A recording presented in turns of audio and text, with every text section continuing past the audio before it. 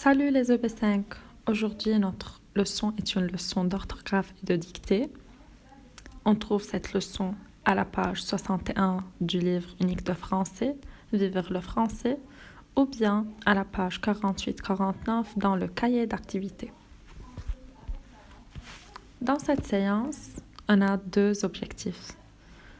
Le premier, distinguer entre les homophones, la avec accent, la L''A et la L''AS. Et on a les verbes qui se terminent en ELER et ETER. On commence tout d'abord par la avec accent, la L'A et la L'AS. Il ne faut pas confondre entre ces quatre-là.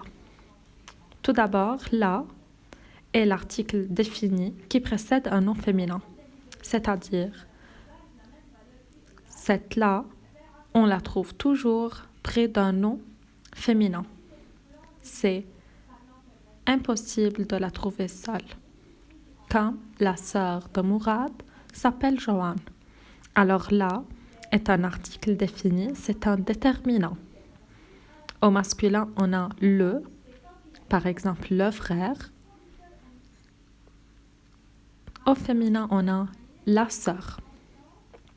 Là avec accent, c'est l'adverbe qui indique un lieu, c'est-à-dire pour indiquer ici. C'est le même synonyme. Par exemple, son bureau est là. Alors, on l'emploie aussi dans ce moment-là, ce jour-là, celle-là. Alors, on a là qui est un pronom personnel. Le pronom personnel, en général, il remplace un nom féminin singulier et qui précède un verbe. Par exemple, la mère est houleuse, qui peut la dompter? Alors, au lieu de répéter qui peut dompter la mère, alors la mère est remplacée par la, qui est là un pronom personnel. Finalement, on a la L'A ou la L'AS et la contraction de le ou la avec l'auxiliaire avoir. Alors a seul et as sont l'auxiliaire avoir au présent. Alors, lorsqu'on va unir ou bien contracter le ou bien la avec l'auxiliaire avoir, ça nous donne la L'A ou bien la L'AS. Exemple, il l'a vu, c'est-à-dire il a vu le L' ou bien tu l'as promené, c'est-à-dire tu as promené le L', le ou bien la. Alors, un petit exercice pour pratiquer à écrire correctement le son là. Le second objectif, les verbes qui se terminent en ELER et ETER.